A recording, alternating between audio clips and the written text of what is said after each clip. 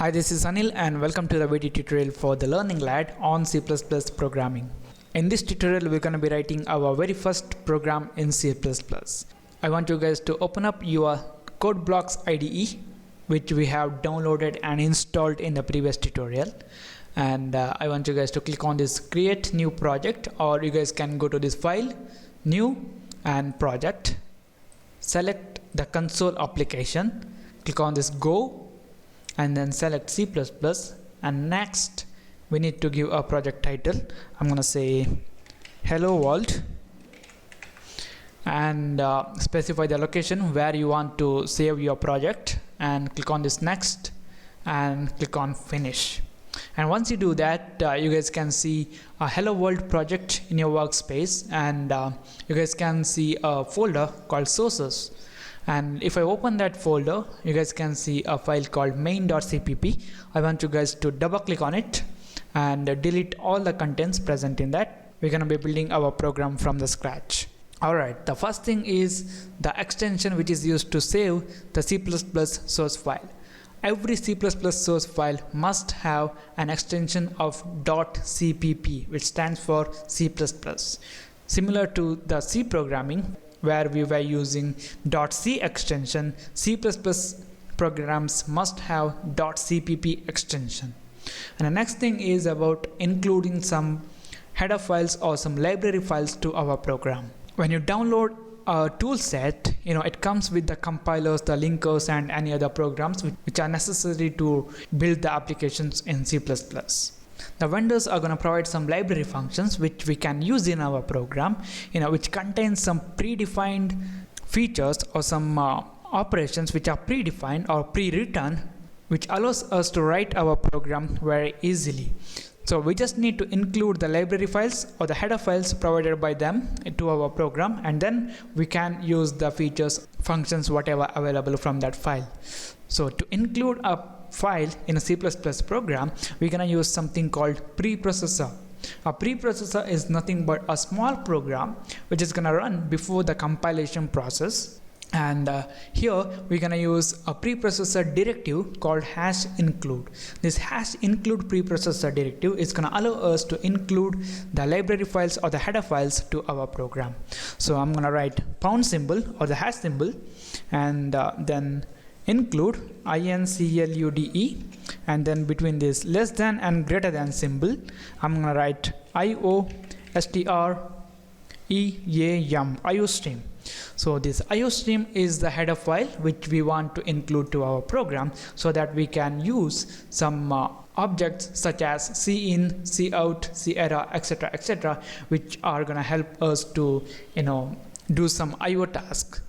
So here, just remember that we are not using any extension. If you guys have any programming experience in C, where we were using some .h extension with the header files, this is a new style of headers provided in C++.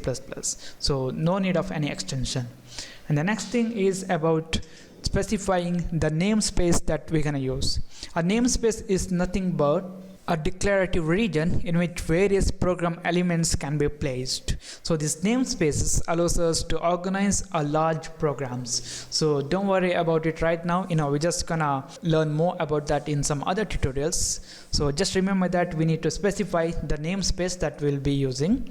So I'm gonna write using namespace std. So here, all the library functions, library features, whatever available in C++ are placed under this std namespace. So here, by using this statement, we are specifying that I'm using the program elements declared in this std namespace. And then just remember to add a semicolon here.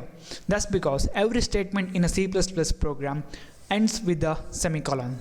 Okay, the next thing is about the main function, or the starting point where the program starts execution. So in every program there must be a point where the execution starts. So in C++, the main function is the one where the execution of the program starts.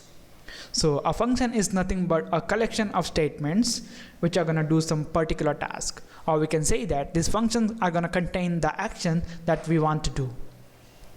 So to define a function in C++, first we need to specify what value this function is going to return. So here our main function is going to return some integer value. That's why we're going to write int, and then the name of the function, which is main, then a pair of parentheses, and in between these parentheses we need to specify the arguments taken by this main function. But in this case this main function is not going to take any arguments, and then a pair of curly braces. So here between these curly braces we're going to write the statements that we want to execute. So whatever we write between these curly braces are considered as the function body. Since this is our first program in C++, we are not going to do anything fancy. We just want to print something to our screen. For that we're going to use output stream provided by this IOStream header file, and that is called cout. So I'm going to write cout, then a pair of less than symbol, which is also called stream insertion operator, which we can learn that in detail in the tutorial on cout.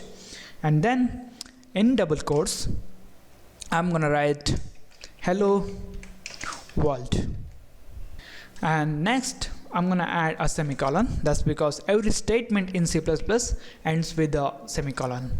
And the next thing that we need to do is we need to return some value, because here we specified that our main function is gonna return some value. So here I'm gonna use return statement, and I'm going to return a value of 0. In a C++ program, a value returned 0 indicates that this program has successfully executed. So whatever value we return here will be returned to the caller of this function, which is the operating system in this case. And once you write all these things, just save this and then go to build and run. And once you do that, you'll get a console window. So you guys can see here, hello world, process return 0, which is generated by the code block IDE. So here you guys can see the hello world, which is the string that we wanted to print it.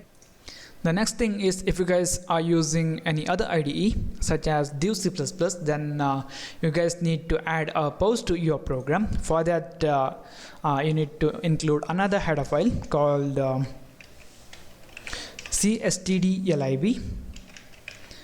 So if you guys have program in C where we were using a header file called stdlib.h, which is standard library.h, here in C++, to use that file we need to write C then stdlib. No .h is required, and this C indicates that this header file is from the C.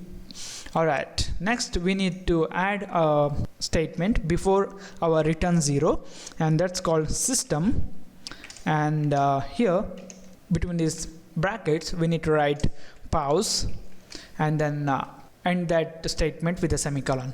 And once you run this, save that and go to build and run, your program will execute as it is. Alright, so one last time we're gonna have a recap. A C++ source file is saved with an extension of .cpp, and in a C++ program we're gonna include some library files which allows us to use some predefined or pre-written features. And a C++ program starts with a main function, or starts execution with a main function, and whatever we write between the curly braces of a function definition is called function body. Alright guys, this is it. This is about the very first program in C++. Thank you for watching, and don't forget to subscribe, like my Facebook page at facebook.com/learninglad, and if you guys have any doubt, don't hesitate to put a comment in the video. So I'll see you in the next tutorial.